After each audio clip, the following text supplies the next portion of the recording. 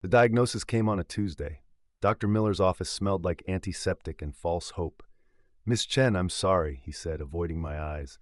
"Stage 4 pancreatic cancer. 6 months, maybe a year with treatment." I nodded, my hands steady in my lap. "What about the experimental treatment we discussed?" He finally looked at me. "The Faro protocol? It's showing remarkable results, but it's not covered by insurance. The cost is substantial." "How substantial?" $200,000, and that's just for the initial treatment. 200,000. I almost laughed. I had exactly $4,382 in my savings account. "I'll find the money," I said. Dr. Miller nodded, already moving on to his next patient. The sooner, the better. Outside, the city blurred through tears I refused to shed. I called Sarah. "It's bad," I said when she picked up. "Really bad." "Where are you?" "I'm coming to get you." 20 minutes later, her BMW pulled up to the curb. Sarah jumped out, her designer heels clicking against the pavement. She wrapped me in a hug that smelled like expensive perfume and desperation. "Whatever you need," she whispered. "Remember our pact." Our pact, we'd made it senior year, sitting on the hood of her beat-up Toyota, sharing a flask of cheap whiskey. "Sisters by choice," Sarah had said, extending her pinky. "No matter what happens, we protect each other. Always." "Always," I'd repeated, linking my pinky with hers. Now, 20 years later, Sarah was a successful corporate lawyer. I was a graphic designer with a modest but fulfilling career. We were still sisters by choice, still inseparable. "Can we go to your place?" I asked. "I don't want to be alone." "Of course." Sarah's penthouse apartment overlooked the city, a view that had cost more than my entire annual salary. She poured me a glass of wine while I sat on her white leather couch, trying to find the right words. "There's this treatment," I began. "Experimental, but it's working. The problem is—" "Money," she finished. "How much?" 200,000. Sarah didn't flinch. "That's a lot, but—" "I know it's a huge ask," I rushed on. "I wouldn't if it weren't life or death. I'll pay you back, I swear, even if it takes the rest of my life." Sarah took my hand. "Don't be ridiculous. We'll figure this out. Let me talk to some people, move some things around. Steph, I'll have the money by Friday." Relief washed over me so intensely I felt dizzy. "Sarah, No," she squeezed my hand. "This is what we do, remember?" "Always," I whispered. The next 3 days were a blur of medical appointments and sleepless nights. Sarah called every morning with updates. "Almost there," she'd say, "just untangling some assets." By Thursday evening, I was packing a bag for the hospital, ready to start treatment first thing Monday morning. Sarah came over with takeout and a bottle of champagne. "To new beginnings," she said, pouring us each a glass. "To sisters," I corrected. We drank in silence for a moment. Then Sarah set down her glass.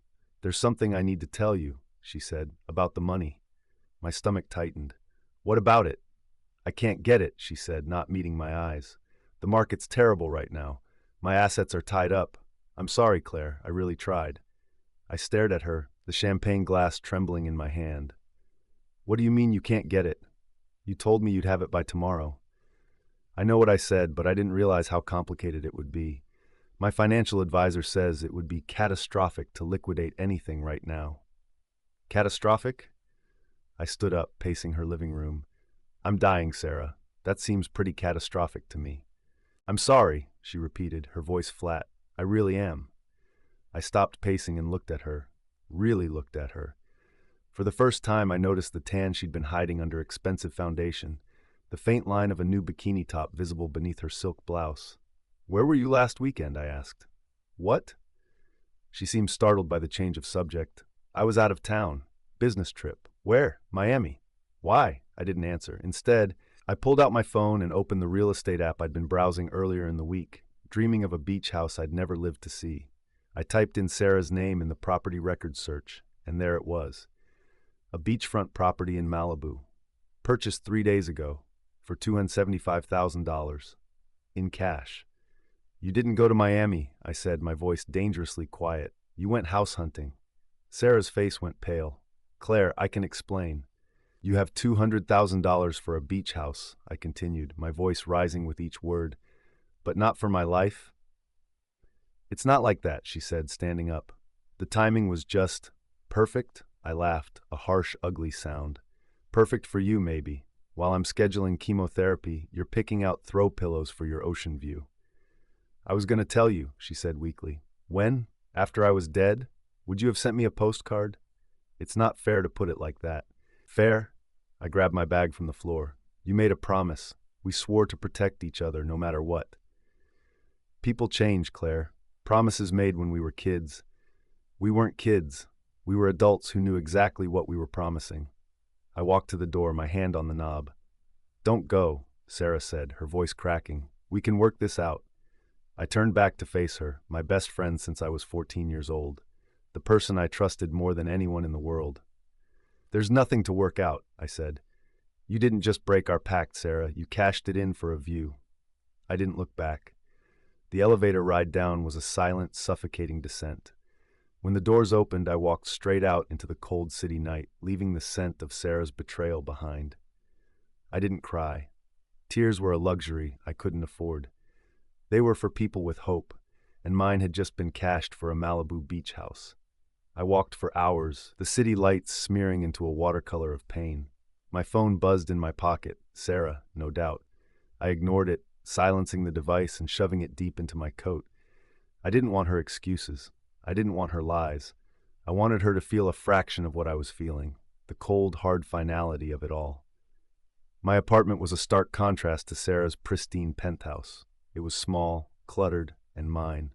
Paintings I'd done in college were stacked against the wall, and books overflowed from their shelves. It was a life built on passion, not profit. Sarah had always called it quaint. I went straight to the kitchen and poured the expensive champagne Sarah had brought down the drain. Then I threw the bottle against the wall. It shattered with a satisfying crash, the glass sparkling like false stars on my floor. I sank to my knees amidst the wreckage, the adrenaline finally giving way to a bone-deep exhaustion. I slept there on the hardwood floor, surrounded by the broken pieces of our friendship. The next morning, I woke up to a world that felt muted, gray. Dr. Miller had called 3 times. Sarah had called 12. I deleted them all. What was the point? The Pharaoh Protocol was a ghost, a dream that had died in Sarah's penthouse. Chemo would just prolong the agony, a slow, humiliating march to an inevitable end. I refused to give Sarah the satisfaction of seeing me waste away while she posted sunset pictures from her new deck. For a week, I did nothing. I let the calls go to voicemail. I ignored the knocks on my door. I existed on stale crackers and tap water, a ghost in my own life. The anger was still there, a hot coal burning in my gut, but it was buried under a mountain of grief. Grief for my life, for my future, and for the person I thought Sarah was. On the 8th day, a certified letter arrived. It was an eviction notice. My landlord was selling the building. I had 30 days to get out. 30 days.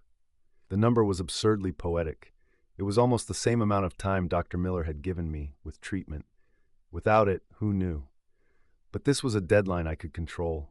A final act. Rage, cold and sharp, cut through the fog. I wasn't going to just lie down and die. Sarah had taken my future. I was going to take hers. I started in my closet, pulling out old boxes filled with high school memorabilia. I wasn't looking for memories. I was looking for ammunition. Sarah had always been reckless, a fact her polished corporate persona tried desperately to hide. There had to be something. An old photo, a misplaced letter, a forgotten secret. In a dusty shoebox labeled Senior Year, I found it. Tucked inside my old yearbook was a folded piece of notebook paper. It was a letter Sarah had written me after we'd had a stupid fight over some boy. I'd forgotten all about it. But as I unfolded it, a sentence jumped out at me, circled in her familiar, loopy handwriting. I can't believe he told you about that. It was one time, and I was so scared. If my dad ever found out I took his car and crashed into that mailbox on Elm Street and just drove away, he would kill me. You can't tell anyone, Claire. You promised. My breath caught in my throat. The hit and run on Elm Street. It had been a small-town scandal. An elderly man had been checking his mail and was badly injured. They never found the driver. Sarah had been 17, terrified, and had come to me, her best friend, her confidant, and I had kept her secret. Now, 20 years later, Sarah was a rising star in a major law firm, a firm that prided itself on its unwavering ethical standards. A partner who had fled the scene of an accident as a teenager. That wouldn't just be embarrassing. It would be career-ending. It would destroy the pristine life she had built so carefully. I looked at the letter, my hands trembling. This was it. This was my leverage. My revenge wouldn't be about money. It would be about the truth. Sarah had broken our pact to protect me. Now I would break the silence that had protected her for 20 years. I walked to my desk, my movements slow and deliberate for the first time in weeks. I sat down, pulled out a fresh sheet of paper, and began to write. It wasn't a letter of forgiveness or a plea for help. It was an invoice. Item 1, my life. Price, the truth. I took a picture of the letter with my phone. Then I found the contact information for the managing partner at Sarah's firm. My finger hovered over the send button. This was the point of no return. A slow smile spread across my face. There was no fear anymore. There was only purpose. I hit send. The phone rang less than 5 minutes after I hit send. It was Sarah. I let it go to voicemail. I wanted her to simmer in her own panic, to feel, just for a moment, the kind of helplessness I had felt in her pristine living room. She called again and again. On the 6th call, I answered. "What did you do?" she hissed, her voice a venomous whisper. The polished corporate lawyer was gone. This was the panicked teenager who had crashed her daddy's car. "I sent an invoice," I said, my voice calm. "I think it's fair. You broke our pact. I'm breaking yours." "You're insane," she spat. "You have no idea what you've done." "Oh, I think I do. I imagine Mr. Davies is having a very interesting morning. He's probably wondering if his star partner is a liability." "Delete it, Claire. Delete it right now and I'll get you the money. I swear. I'll liquidate everything. I'll sell the house." I laughed, a dry, rasping sound. "The house? You think this is about the house?" "The house is just the receipt, Sarah. Proof of what you chose over me." "Then what do you want?" she cried, her voice cracking. "I'll be in touch." I hung up. My hand was shaking, but not from fear. It was from power. For the first time since my diagnosis, I wasn't a victim. I was a player in the game. An hour later, there was a frantic pounding on my door. I opened it to find Sarah standing there, her perfect makeup streaked with tears, her designer suit rumpled. She looked like she'd run the entire way from her office. "You have to stop this," she begged, pushing past me into my apartment. Her eyes darted around, taking in the shattered champagne bottle on the floor, the eviction notice on the counter. A flicker of something, pity, guilt, crossed her face before being extinguished by her own desperation. "They're holding an emergency meeting," she said, her voice trembling. "They've suspended me, pending an investigation. 20 years, Claire, 20 years of my life, gone in one email." "You should have thought of that before you bought a beach house," I said, leaning against my kitchen counter. "Before you let me die." "I didn't want you to die," she screamed, her composure finally shattering. "I was scared. The treatment was experimental, a long shot. What if it didn't work? I would have been broke. And you'd still be gone. I had to think about my own future." There it was, the raw, ugly truth. It wasn't about risk. It was about selfishness. She wasn't protecting her assets. She was protecting herself from the inconvenience of my death. "So you chose a sunset view over a chance to save me," I said, my voice dangerously low. "Thanks for clarifying." "What do you want?" she asked again, her shoulders slumping in defeat. "Money? Is that it? I'll get it for you. I'll sign over the house to you. Just call them back. Tell them you were lying, that you made it up because you were sick and angry." "Lying?" I shook my head. "No, Sarah, the best lies are wrapped in a layer of truth, and I have the letter to prove it." I picked up the faded notebook paper from my desk. Her eyes widened in horror. "Please," she whispered, sinking to her knees. "Claire, please. I'm sorry, I was so wrong." I looked down at the woman who had been my sister, my confidant, my other half. I felt nothing, no pity, no forgiveness, just a cold, hard certainty. "Sorry doesn't save lives," I said, "and it doesn't fix this." "Then what does?" she wept. "Tell me what will fix this." I walked over to my window and looked out at the city she had ruled from her penthouse while I prepared for my end. "I'm not going to your boss," I said, my back to her. "Not yet." I turned to face her. Her tear-streaked face was a mask of hope. "You're going to sign the house over to me," I said. "Every last square inch of it, the deed, the title, everything, today." She stared at me, confused. "But you just said it wasn't about the house." "It's not about living in it," I clarified. "I don't have time for that. It's about taking it from you. It's about you losing the one thing you sacrificed my life for." Her face crumpled. "And then you'll drop it?" You'll tell them it was a misunderstanding? No, I said, a slow smile spreading across my face. After the house is mine, I'm going to burn it to the ground, and I'm going to send Mr. Davies the video. The color drained from Sarah's face, leaving it a sickly, pale mask. Burn it, she whispered, the words barely audible. You're not serious. Never been more serious in my life, I said, my voice devoid of emotion, which, as you know, is running out. That's insane! That's criminal! You'll go to prison! I let out a short, harsh laugh. For what? A few months? Maybe a year? The judge will take one look at my medical records and give me a slap on the wrist. It's a risk I'm willing to take. Are you willing to risk your entire reputation, your career, your freedom on the chance that I'm bluffing? She stared at me, her mind racing, calculating the odds. She was a lawyer, after all. She knew how to weigh risk versus reward, and right now her life was the one on the scales. You're a monster, she finally choked out. I'm what you made me, I shot back. Now, are we doing this, or am I hitting send on that email to Mr. Davies right now? She deflated, all the fight gone out of her. What do I need to do? We're going to a notary. You're going to sign a quitclaim deed, transferring the property to me. We'll file it today. I want the keys in my hand before the sun goes down. The next few hours were a blur of tense, silent car rides and sterile legal offices. Sarah moved like an automaton, her face a blank slate as she signed her name on the document that officially made me the owner of her dream house. The notary, a bored woman with too much perfume, stamped the paper without a second glance. It was just another transaction, just another Tuesday for her. For us, it was the end of everything. When we walked out of the office, the deed was in my purse. The keys were in my hand. They felt cold, heavy, like tombstones. Please, Claire, Sarah said one last time, her voice thin and reedy. Don't do this. I'll get you the money for the treatment. I'll do anything. I looked at her, really looked at her. The perfectly coiffed hair was now frizzy and unkempt. The expensive suit was wrinkled. The mask of success had been stripped away, revealing the terrified, selfish little girl underneath. It's too late for apologies, Sarah, I said, and it's too late for treatment. My time is up, but yours is just getting started. I turned and walked away, leaving her standing on the sidewalk, a broken woman in a city that had suddenly turned against her.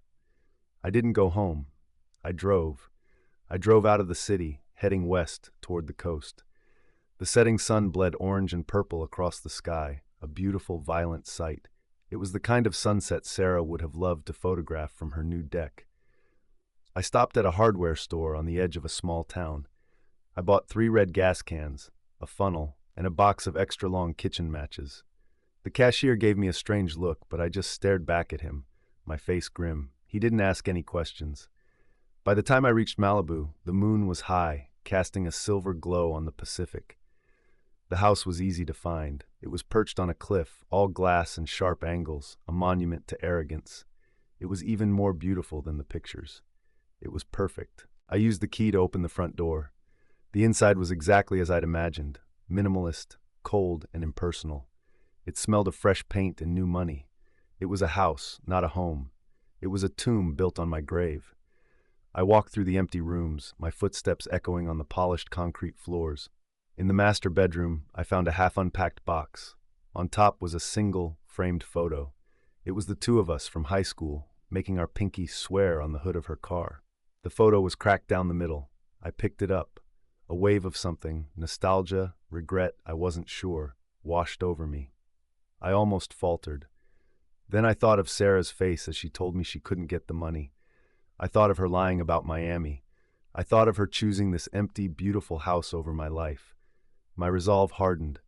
I set the photo down on the mantel, facing the room. I wanted it to see everything. I pulled out my phone and propped it up on the coffee table. I hit record. My name is Claire Chen, I began, my voice steady and clear. And this is the story of a broken promise. This house, this beautiful house, was bought with the price of my life. The woman who owned it, Sarah Jenkins, was my best friend. She made a pact with me to always protect me. She broke that pact. I looked directly into the camera lens, into the eyes of the world I was about to address. She didn't just refuse to help me. She lied to me. She let me believe I had no hope while she was living the life I was dying for. This house is not a home. It's a symbol of a betrayal so profound, so absolute, that the only way to cleanse it is with fire. I picked up one of the gas cans. "This isn't just for me," I said, my voice dropping to a low, intense whisper. "This is for every promise ever broken. This is for every person who was left behind. Sarah, you wanted a view? You're about to get the hottest seat in hell." I stopped the recording. I attached the video file to an email. The recipient was the managing partner of Sarah's firm. I added a simple subject line, "A Final Testament." Then I walked to the center of the living room, unscrewed the cap of the first gas can, and began to pour. The gasoline fumes were sharp and acrid, a chemical stench that burned my nostrils. It was the smell of finality. I splashed the fuel across the pristine white couch, over the cold concrete floors, up the walls of glass that looked out onto the moonlit ocean. I saved the last of it for the framed photograph on the mantel, soaking our smiling, younger selves until the paper warped and darkened. I walked back to the center of the room, the floor sticky beneath my shoes. The house was an expensive, beautiful coffin, and I was its mortician. I pulled a single match from the box. The scrape of the match head against the striker was a sharp, definitive sound in the silent house. A tiny flame flared to life, dancing in the darkness. I held it for a moment, watching the flicker of light reflect in the glass walls. This was it, the last move on the board. I dropped the match. It didn't just ignite, it exploded. A whoosh of superheated air rushed past me as the river of gasoline on the floor turned into a river of fire. The flames roared to life, climbing the walls, shattering the glass, licking at the night sky. The heat was immense, a physical force that pushed me toward the door. I didn't hesitate. I didn't look back. I walked out of the inferno and into the cool night air, pulling the door shut behind me. The sound of the fire was a hungry beast, consuming the symbol of my betrayal. I got in my car and drove. I didn't go far, just to a scenic overlook a mile down the coast. I could see the glow of the fire from there, a brilliant, angry orange blossom against the black cliffs. It was the most beautiful thing I'd ever seen. I took out my phone. The email to Mr. Davies was still in my drafts, the video attached. My thumb hovered over the screen. This was it. The point of no return. There was no going back. But then again, there had been no going back since the day Sarah chose a house over my life. I hit send. The message delivered. The proof was out there. My phone rang immediately. It was Sarah. I answered. "You didn't," she screamed, her voice raw with panic and fury. I could hear the wail of sirens in the background. She was there. She was watching her dream burn. "I did," I said, my voice perfectly calm. "I'll kill you," she shrieked. "I swear to God, Claire, I will end you." "You're a little late for that," I said, a hint of a smile in my voice. "Your firm's managing partner should be receiving a very enlightening email right about now. I think you'll find unwavering ethical standards don't mix well with fleeing the scene of a crime." There was a choked sob on the other end of the line. "You've ruined me." "No, Sarah," I said, looking at the blazing pyre on the cliff. "You ruined yourself. I just lit the match." I hung up and turned my phone off. I tossed it onto the passenger seat. I was done. I had my justice. It wasn't the kind that would give me more time, but it was the kind that gave me peace. She hadn't just let me die, she had erased me. I had returned the favor. I had erased the life she had built on my grave. I drove until the sun came up, chasing the darkness across the country. I didn't have a destination, I just drove. The pain in my stomach was a dull, constant ache, a reminder of my own ticking clock. But for the first time in months, it didn't scare me. I had faced my monster, and I had won. I found myself in a small desert town, the kind of place people pass through on their way to somewhere else. I parked the car at a cheap motel and checked in for the night. The room smelled of bleach and stale cigarette smoke, but it was clean. It was quiet. I stood at the window, looking out at the vast, empty desert. The sun was rising, painting the sky in shades of pink and gold. It was a beautiful, endless view, a view no one could ever take from me. I thought of our pact, our pinky swear under the stars, sisters by choice. We protect each other, always. Sarah had broken her promise, but in the end, I had kept mine. I had protected our memory from being tainted by her betrayal. I had protected my own dignity from being stolen by her selfishness. I had protected my story, ensuring it ended not with a whimper in a hospital bed, but with a roar. I sat on the edge of the bed, a strange sense of calm settling over me. The fight was over. I had spent my last days not as a victim, but as a warrior. And as I watched the desert sun climb higher, bathing the world in light, I closed my eyes and smiled. I was ready.